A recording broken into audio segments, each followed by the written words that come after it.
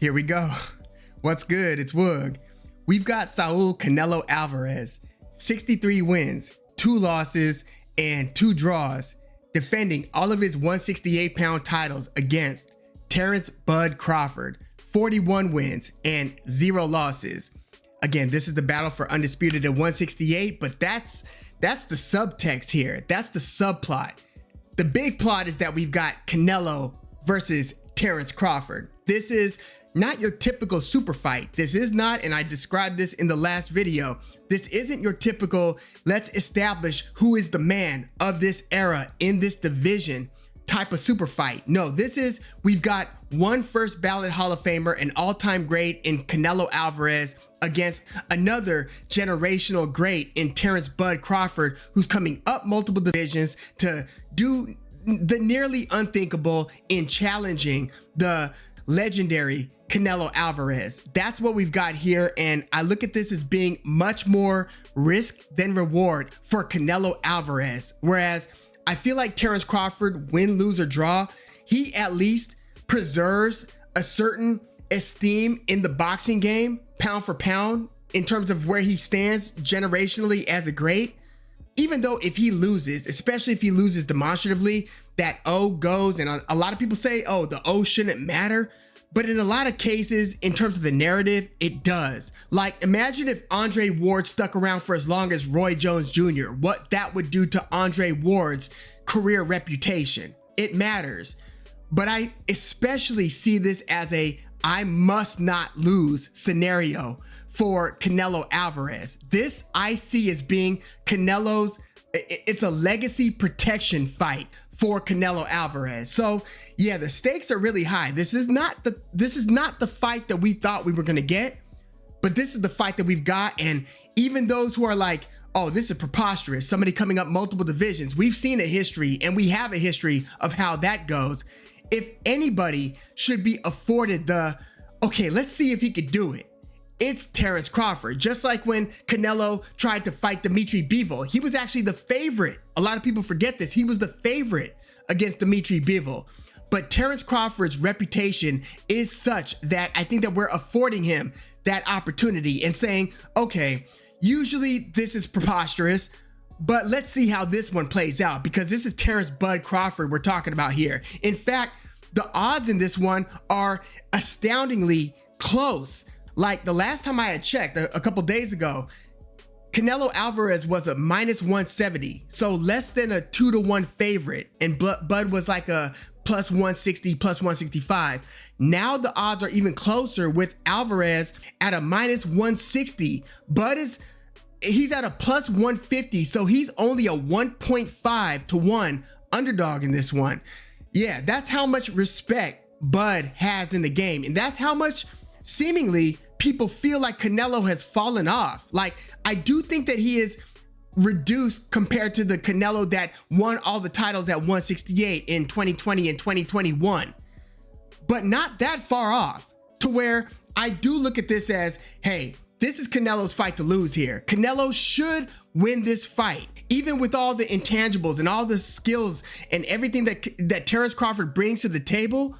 Canelo should win this fight, because I think that this fight is being miscategorized and misperceived as a, well, you've got the IQ and all the skills of Terence "Bud" Crawford against the bigger Canelo Alvarez. I don't see it as that. I see Canelo as being a supremely skilled fighter. So I think that the public is a little bit off in how it's viewing this fight. Like, you've got some brute in Canelo Alvarez versus the skilled and high IQ Terence Crawford. No, you watch Canelo's fights, he is almost always in control. Even in the fights that he's been looking less than his usually super impressive self, like the Edgar Berlanga fight or the John Ryder fight. You know, he's got a few in recent years that he doesn't look as impressive, but he's still in control in those fights. Yes, the William Skull one was a little bit weird because of how much Skull was moving, something that I do not expect Terence Crawford to be doing as much of.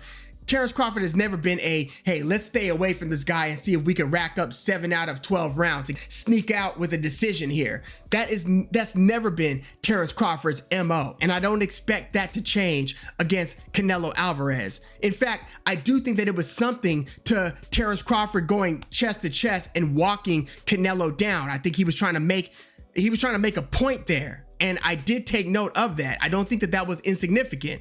But yeah, this is an increasingly interesting matchup. And look, I am very tempted into I'm tempted to buy into a lot of the hype, right? I'm surprised at how many experts are going with Terence Crawford. So many experts from, I haven't seen Teddy Atlas's final prediction, but it sounds like, based on what I've heard thus far, that he will likely side with Terence Crawford. Paulie Malignaggi and others I see going with Bud. I think that Sean Porter went with Terence Crawford. But I wonder how many of the people who are going with Bud are going with Bud because they like Bud more, or they're kind of pulling for Bud. I don't think that that's why Teddy Atlas would go with Bud here. But when you ask around and you say, and you ask, you see people being asked the question, who you got in this one? They're going like, oh, I'm going with Bud all day. I'm going with Bud. Is it because their heart is pulling for Bud? Or is it because if they had, the proverbial gun to the head, or if you were going to bet on the fight, like if you had to pick a probability of how you see it playing out, are you still going with Bud? Or is this like you're in a living room with a bunch of people watching the fight? Hey, yo, who you got? Who you got? Who you got? Who you got? Oh, I'm going with so-and-so. I'm going with so-and-so. A lot of that is just based on how you feel about the fighters and what you want to see play out, rather than, yo, when you're really taking a step back and analyzing this, what do you think has a greater than 50% chance of happening? And that's exactly how I'm going to approach this prediction video here. Like, I'll be upfront with you. I like to see history being made. So, and I do like Bud Crawford. I've liked him his whole career that I've seen, but I'm pulling for Terence Bud Crawford. I would like to see him do the nearly unthinkable, even though a lot of you guys think that it's very thinkable. Again, let's look at the history, the recent history of this happening. How did it work out for Guillermo Rigondeaux against Lomachenko? How did it work out for Mikey Garcia against Errol Spence? How did it work out for Kell Brook against Triple G? How did it work out for Jermell Charlo against Canelo Alvarez?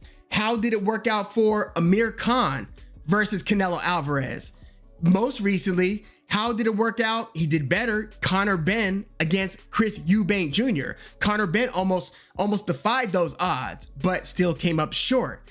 And you mean to tell me if they were in the same division that the same wouldn't have happened? No, the size mattered in all of these cases. And it's not like, and I've been saying this in my last two, which I hope you caught. The first of the two videos was just my initial thoughts about the fight, kind of fleshing out like what the narratives are and how I see this fight. And then the second video giving kind of a historical perspective and why Canelo Alvarez and his legacy cannot afford to lose this fight. Cannot afford to lose this fight.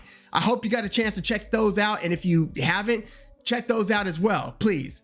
But it's not like Terence Crawford is going up and fighting any old fighter at 168, any old champion. This isn't Roy Jones against John Ruiz. This isn't Sugar Ray Leonard against Donnie Lalonde, right?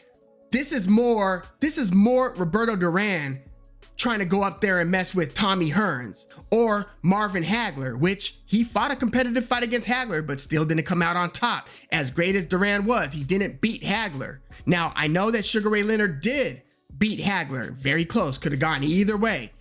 And maybe this ends up being one of those kinds of fights, but let's talk about the X's and O's here. Are you sure that skill for skill, Terence Crawford is even the better boxer between the two? Like defensively, I don't look at Terence Crawford as necessarily being a better defender than Canelo. And I damn sure don't think that he's got the better chin between the two. Canelo Alvarez has a historically good chin. Look at his history. How many times have you seen him badly hurt? You'd have to go, again, as far back as not when he fought Miguel Cotto, but years before that, when he fought Cotto's brother. I think that was down at like 147. That's the last time I've seen Canelo Alvarez look a little shaky-legged. Terence Crawford, we've seen him get hurt against multiple opponents. Yuriorkis Gamboa, Mean Machine Kavaliauskas. And Terence Crawford does get touched. He's not a defensive magician. I look at his offensive style as largely being a part of his defense, but he's not super slick. And if you look at like the lefties that Canelo has fought, let's look at Billy Joe Saunders. I thought Billy Joe Saunders actually boxed well in the first few rounds. He just ran into a punch that Canelo placed low, and while he dipped low, got caught, got his orbital busted. And again, there was IQ that went into that punch placement. Canelo had seen the way that he was leaning, threw the punch down there, caught Billy Joe Saunders, changed the whole fight. And I look at Billy Joe Saunders as being a slicker defender, believe it or not, a slicker defender than Terence Crawford. And he does it, and he's been doing it at higher divisions. When Billy Joe Saunders was much younger, he was still at 154 and then went to 160 and fought Canelo at 168. We've only seen Bud Crawford at 154, where Saunders started. We've only seen him there once, and he didn't look super impressive against Israel Madrimov. And the story's still being written on how good Madrimov is or isn't. He looked really good against Terence Crawford, and he looked formidable, very good against Virgil Ortiz. I thought Virgil beat him more demonstratively than Crawford did, but that's not even really worth litigating, I don't think. But Terence Crawford only has that 154 fight, and he gave Madrimov a lot of respect there. He's got to respect Canelo Alvarez. And again, Terence Crawford is usually a highly offensive fighter. He's not just a bulldozer who's throwing a lot of punches. He is very high Q, and he is about as good at the rock, paper, scissors, moment by moment decision making as it gets in the sport. I think that that's Crawford's superpower. Basically the rock, paper, scissors. I throw this while you throw this. You throw this, then I throw this. That type of thing. I'm gonna hit you with a left uppercut. I'm gonna hit you with a lead right from a southpaw stance, Kell Brook, and you didn't even see this coming, and I'm gonna end the fight with this one. Terence Crawford is special at that. But again, Canelo Alvarez is not chopped liver when it comes to the moment by moment, punch by punch selection, and he's an excellent defender. In the early rounds, he's going to be extremely dangerous. So even if we're looking at the round by round, who builds the lead early, I don't see Terence Crawford up 4 rounds to 2 after 6. If he is, then boy, that's going to be an edge of our seat barn burner. I don't see him just pulling away on the scorecards against Canelo. This isn't Dimitri Bivol, where as Canelo starts to tire in round 5, 6, or 7, where Canelo starts putting up the high guard, that Terence Crawford could just start taking off on him.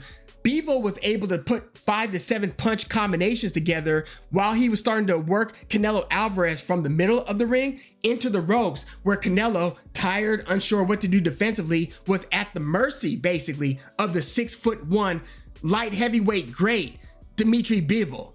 Terence Crawford, I don't think is going to have the same luxury at being able to let his hands go. Even with the 74-inch reach, I don't think that he could capitalize on those moments where Canelo is tired in the way that the 6'1" Bivol was able to do while staying out of harm's way. Bivol was able to do it and not have to worry too much, because when Canelo wants to explode, Bivol could put his hands up or just take one big step back and he's out of range again.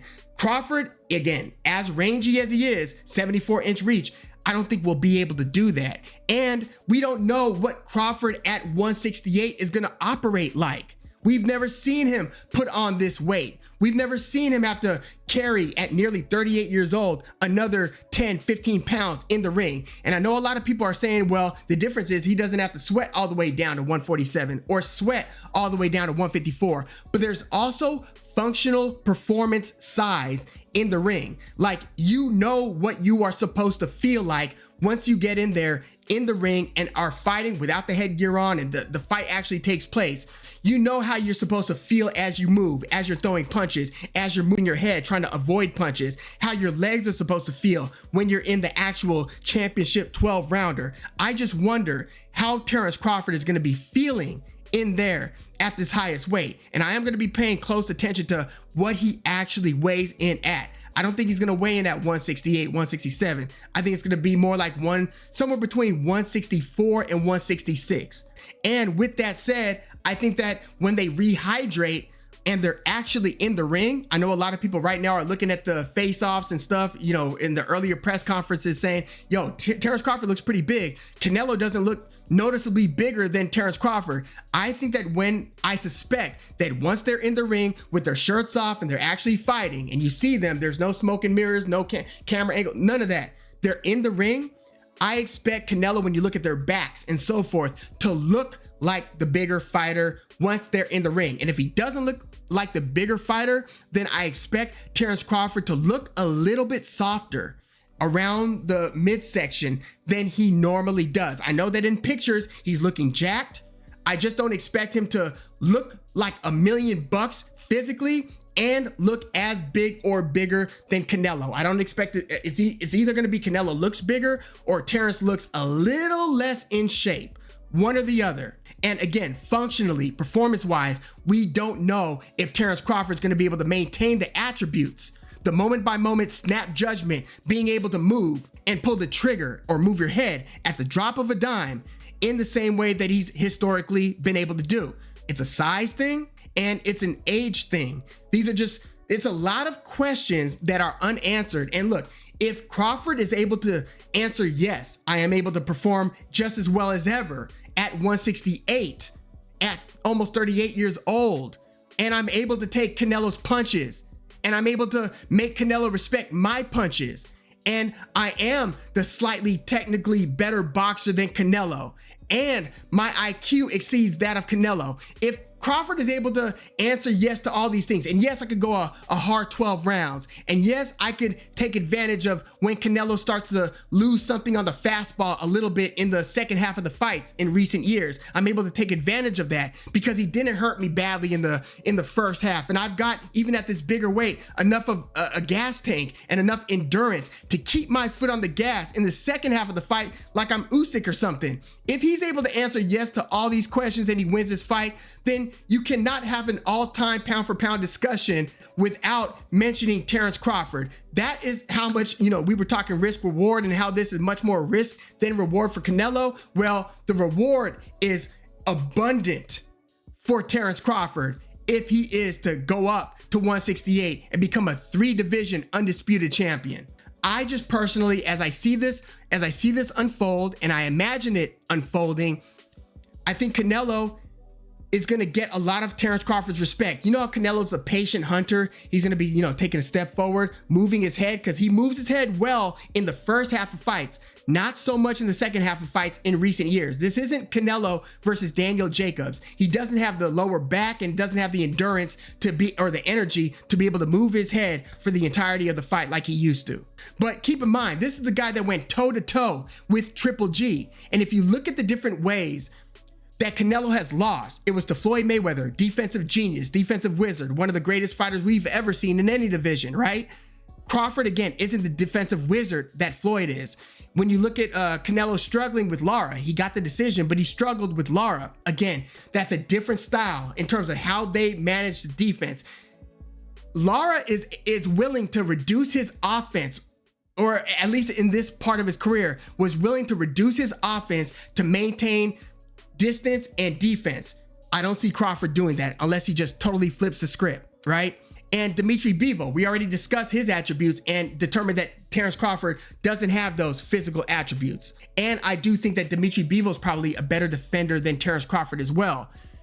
We haven't seen the guy who comes forward and is looking to pummel Canelo and comes away with the win. Even if you thought Triple G won that first fight, it was very close, could have gone either. I thought Triple G won the first fight. I thought he edged it though. It was a close fight. And then in the second fight, Triple G actually varied his strategy a little bit. It was Canelo who was more so the aggressor on the front foot. We saw Triple G, the wrecking ball at 140, reduced to being a jab-heavy version of himself, saying, okay, let me out-volume him, let me put the pace on him and beat him largely behind the jab. I'm watching this like, damn, this is not the same Triple G I'm used to seeing. So again, when have you seen the guy beat Canelo by overwhelming him with your offensive onslaught and your offensive arsenal? We have not seen that. And you mean to tell me that we're going to see that from a 147 guy fighting him at 168? Again, even if I want to see it, I'm having trouble picturing it. What does it look like when Canelo, the patient hunter, is starting to jab and Terence Crawford first feels that body punch, that hook to the body? How is Crawford going to handle that? I know that he's got a brave face. I know he's as tough as they come. And look, I'm almost at a point now where I'm almost convinced that neither guy is going to be stopped. Even if there are a lot of reasons to think that Canelo is going to stop Terence Crawford, and this, I'll tell you why. It's because unlike Jermell Charlo, I think that when the fighter has to make the decision, do I keep on marching forward, even if it looks like I'm storming Normandy and we're going to, it's going to be bad, right? When you are faced with that decision, Crawford can either get on his bike and fight a movement survivalist fight like Jermell Charlo did, but I don't see him doing that. I see him as being the type to still bite down and try to put the hurting on the opponent, which is how Crawford fights, right? He's not a, let's try to sneak out of this with a win on the scorecards. He is a, how can I hurt the opponent and change the fight with my punches type of fighter. And for that reason, you could conclude that Canelo might even stop Terence Crawford. But I've got so much respect for Crawford's abilities, his guts, his heart, his meanness in there, and his IQ, all of it. I've got so much respect for Terence Crawford that I won't pick Canelo Alvarez to win by stoppage. I don't see either of these guys getting stopped. I don't see Terence Crawford stopping Canelo. If he does, I mean, you want to talk about something that's beyond historic. That's what it would be if Crawford stops Canelo. I don't expect that to happen. And even if I think that Canelo's got a better chance of stopping Bud, I'm not going to go with that. I don't think it's going to happen. And I don't see Terence Crawford outboxing Canelo Alvarez without there being hell to pay. I just don't. And this isn't Errol Spence. Regardless of the version of Errol Spence that we got that night against Crawford, Errol Spence, remember, a lot of people forget this. When Errol Spence was the top dog in the division, even when Terence Crawford was beating like Amir Khan, Jose Benavidez, Jeff Horn, and so forth, even up to the time he fought Sean Porter and David Evanesian at 147, people were talking about, when Errol Spence was beating Sean Porter, he got in the accident, he beats Danny Garcia, then he stops Ugas. People were talking about who would win, Canelo or the top 3 pound for pound ranked Errol Spence Jr. I never, even at Errol Spence's best, thought that Errol Spence could beat Canelo Alvarez because I always saw Canelo as being the sharper puncher between the two, right? I've always saw Canelo as being more of the type of fighter, snappier punches, more accurate punches. I looked at Errol Spence as applying an intelligent pressure to then break down his opponents with a mix of body shots and up top, but not the 3 punch, you're out of there type of guy. Canelo is more of that. And again, in this fight, I see there being more danger, more landmines for Crawford to step on than Canelo Alvarez. Like, I could see Crawford doing pretty well through 4 or 5 rounds and then getting hit by even a jab and getting his orbital broken or something like that. And I said this in the last video, freaky things like that happen when you have multi-divisional gaps between 2 fighters in the ring. A lot of that weird stuff could happen. Crawford could be doing well and then he gets hit with the wrong punch and all of a sudden he's on skates. Things like that could happen and I would not be surprised by any of it. But I'm just thinking, how is Crawford supposed to win the decision here? What's it gonna look like? What's it gonna look like for Canelo to start falling back on the scorecards? Now, I will say this, Canelo, and Andre Ward pointed this out when he was talking to Chris Mannix, Canelo doesn't know which opponent, which version of Terence Crawford he's gonna be fighting. Crawford is a bit of a chameleon in there. He fights different opponents in different ways, which is another one of his superpowers, right? He could fight, look, some will say just as well southpaw than orthodox. I'll take it a step further. I have for years thought that he was more dangerous and effective from the southpaw stance than in orthodox. Often I see him when he starts a fight in orthodox, even if it's against Kell Brook or Jose Benavidez Jr., Victor Postal. There have been a few fights where I've seen him start off and he pretty much holds serve, where it's a lot more even-ish from the orthodox stance, and then he ends up hurting the guy or doing something to change the course of the fight once he switches to southpaw. Whether he does that in the 2nd round, 3rd, 4th round, he did it against Kell Brook in the 3rd round. He started the fight from southpaw against Errol Spence, which was that in itself had me on the edge of my seat, like, oh, how's this gonna play out? And then we saw how it did play out. But I suspect that sooner rather than later, Terence Crawford is, look, when I see him switch to southpaw, it tells me, okay, now he's going hunting, rather than, okay, he's gonna fight this in a conventional way, tit for tat, X's and O's, and we're gonna see how this boxing match breaks out. When he switches to southpaw, that tells me that he's ready to hurt the guy. If you see him early in this fight go to southpaw, I'm gonna be wondering, like, what does he see? What is it about Canelo that he's trying to exploit? But you know what? He is so much of a chameleon that I wouldn't be surprised if he fights much more of a patient, hey, let's box this out type of fight against Canelo. Because again, if you're coming in there to hurt Canelo, be careful what you ask for. Ask Triple G, ask James Kirkland, ask anybody who came in with the intentions of looking to get Canelo out of there. I know Crawford's got every bit of dog in him that any fighter does. But he's not insane. He's not insane. So I just wonder what kind of fight he's going to be fighting. I wouldn't be surprised if he fights a lot more conservatively than a lot of people think he's going to fight. And if it's Canelo who's walking forward and it's Crawford, like Crawford on his front foot against Canelo, what does that even look like? What does that look like? I see Crawford trying to counter Canelo, maybe counter him with combinations, but when you start going beyond 2-3 punch combinations, even if it's to counter, you got to be careful, because those Canelo punches are going to be zipping by, especially in the first half of the fight. So again, I don't see Crawford building a lead against Canelo. If anything, I see Crawford having to figure more things out, and I see Crawford, if anything, falling back a little bit. Like maybe after 6-7 rounds, it looks something like 4-2 Canelo, maybe 3-3 after 6. But even that would be like, damn, okay, Crawford. I would be a little bit surprised if Crawford is even after 6 rounds. I'm more expecting Canelo to take a 4-2, maybe even 5-2, 5-3 lead after 8, something like that. Maybe even 6-2, where Crawford is not figuring this out, and it's looking like, okay, this is how a bigger guy, a great big man against a great little man is supposed to look. I wouldn't be surprised by 6-2 after 8 for Canelo, or 5-3. But I'm expecting Canelo, if anybody's going to be winning on the scorecards through 6, 7, 8 rounds, I think it's going to be Canelo. But I do expect Crawford to start to rally back. Again, this is assuming he's able to do so, and this is assuming he doesn't get hurt or even stopped in the first 6 to 8 rounds. If he's still around and able, and his bigger body is still allowing him to try putting his foot on the gas, I do think that he's going to mount a bit of a rally late, and I think that he's going to start to narrow the gap, close the gap, but I don't think that it's going to be enough. I'm actually going to go with Canelo to win a decision, maybe a close decision, either like close on all 3 scorecards. Maybe, I mean, you always have one slightly outlying scorecard. It would be great if we get 3 great scorecards, but maybe a majority decision win where one judge has it a draw and the other 2 give it to Canelo.